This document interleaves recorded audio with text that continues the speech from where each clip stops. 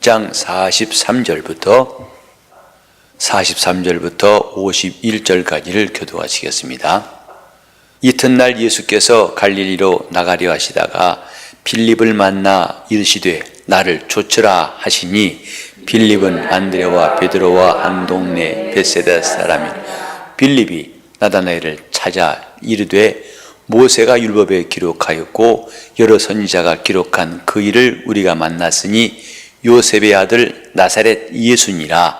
나다나엘이 가로되 나사렛에서 무슨 선한 것이 날수니 빌립이 가로되 와 보라 하니라. 예수께서 나다나엘이 자기에게 오는 것을 보시고 그를 가리켜 가라사대 보라 이는 참 이스라엘 사람이라 그 속에 간사한 것이 없도다.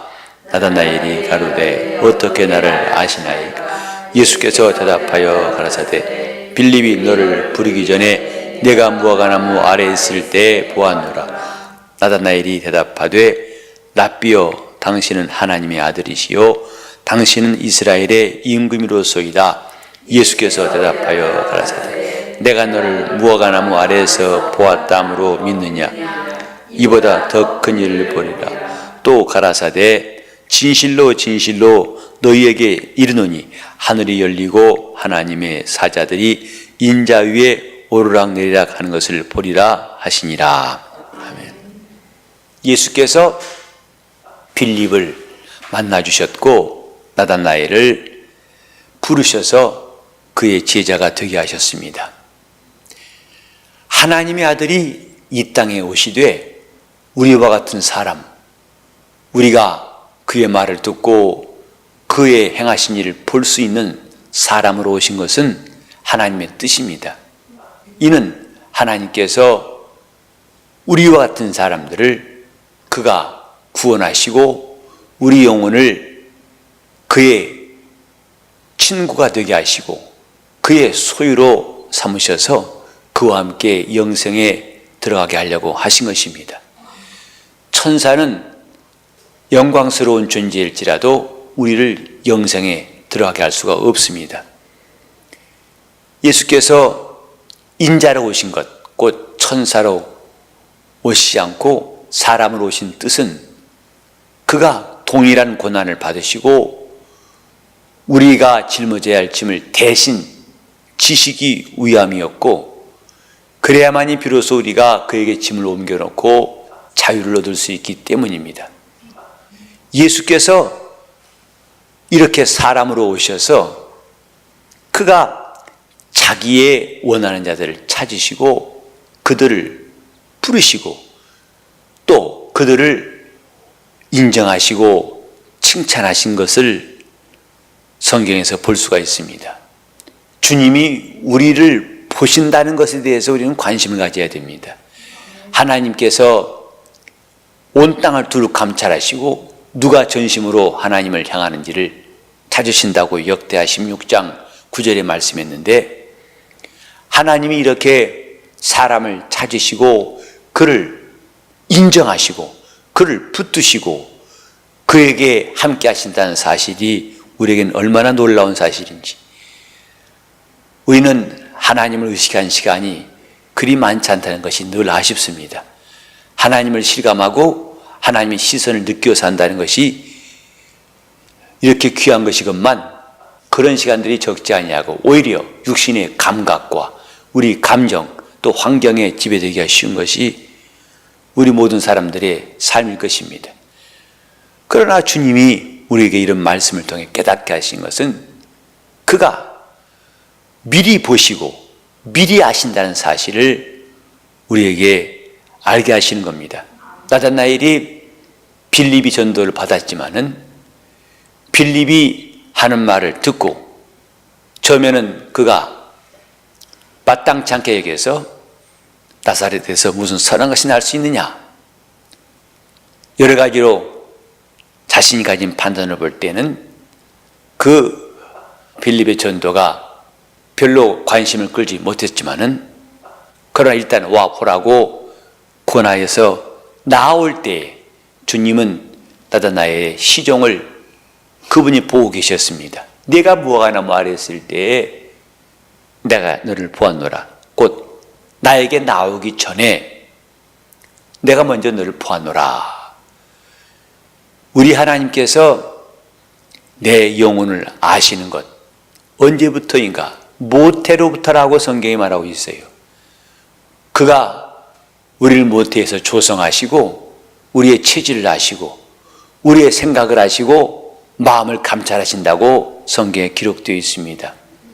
그러므로 그분 앞에서 숨길 것은 아무것도 없습니다. 그가 우리 마음을 아시지 못하는 것은 하나도 없습니다. 바로 하나님이 우리 영혼을 아시는 문제에 대해서 우리가 이를 인정하고 그것을 다 주 앞에 숨기지 않는 것이 회개입니다. 어린아이들이 어머니 앞에서 자기 모습을 다 보이고 갓난아이 때부터 벌거벗은 모습을 다 보이고 장성하지만은 나중에 가서는 자기가 장성해서 옷을 입고 자기를 가리고 또 때로는 자기 약점을 숨기고 자기 허물을 숨기고 자기는 원자랑어처럼 말할 때에 부모는 기억하고 있습니다. 너희 어릴 적부터 소시적부터 내가 너를 다 길렀고 보았고 아는데 그 앞에서 무엇을 감추려 하는가? 과연 감출 수 있을까? 무슨 의미가 있을까? 하나님이 우리를 아시는 것은 이와 같지 않습니다. 우리가 있기 전부터 그분은 계셨고 우리의 체질까지 아시는 분이라고 말했습니다. 하나님께서 우리를 알아보시고 우리의 시종을 살피신다는 것. 그래서 사람의 영혼은 하나님의 등불이라 하시고 깊은 속에 하나님의 등불을 장치하셔서 마음을 살피신다고 성경에 말씀했습니다. 그분이 보실 때 보라 이는 참 이스라엘 사람이라 그 속에 간사한 것이 없도다. 이렇게 주님이 나다나엘을 칭찬하셨고 그를 인정하셨습니다. 우리 하나님 앞에서 날이 갈수록 우리는 영적 생활이 먼지가 쌓이고 또 거품이 끼는 것을 불똥이 끼는 것을 우리는 늘 경계해야 됩니다.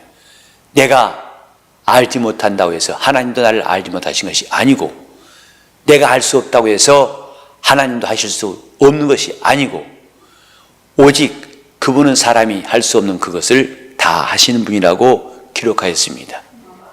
그분이 나를 이렇게 시종 다 아신다고 알았다면 우리도 이제부터는 하나님이 선하시고 그가 우리에 대하여 인자와 긍휼이 한량없으시다는 것도 알려고 해야 할 것입니다. 그분의 진리를 알고 그분의 생각을 알고 그분의 사랑을 알고 그분의 은혜를 깊이 깨달을 수 있는 영적 생활이 필요합니다. 그렇게 주를 찾는 마음이 간사하지 않다고 주님은 나다나엘을 칭찬하셨습니다. 하나님 앞에 우리 생각은 너무나 쉽게 무너지고 변하기 쉽습니다. 그러나 나다나엘처럼 이미 기록한 말씀을 떠나지 아니하고 율법과 선지자가 기록한 그 일을 찾고 있는 나다나엘을 주님은 기어이 발견하시고 그를 붙들어 주신 것처럼 오늘도 하나님을 신실히 찾는 사람들을 그분이 기억하시고 그분이 붙들어 주신다는 사실을 기억해야 됩니다. 하나님은 우리를 보시는 분, 그가 인간으로 오셔서 사람으로 오셔서 가장 가까이서 우리를 살피시는 분이라는 것을 알아야 됩니다. 하늘에서 살피신 이가 이제는 땅으로 오셔서 우리 앞에 오셔서 아니 이제는 성령께서는 우리 심령에 들어오셔서 우리를 살피시고 과연 우리 마음이 간사한지 간사하지 아니한지 참 그리스도인인지 그렇지 아니한지를 살피시고 우리가 그를 사랑하는지 사랑하지 않는지를 그가 판단하신 것입니다. 그분 앞에서 우리 영혼이 관심을 끌 수 있는 시간이 영적 생활입니다. 하나님 우리에게 주신 시간들을 어떻게 쓸 것인가? 내 마음을 어디 둘 것인가?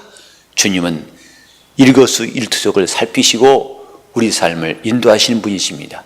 그분 보시기에 참 그리스도인이라고 칭찬할 수 있는 사람, 그분 보시기에 간사함이 없는 신앙인이라고 드러날 수 있다는 것, 이것만큼 귀한 일이 또 있겠습니까?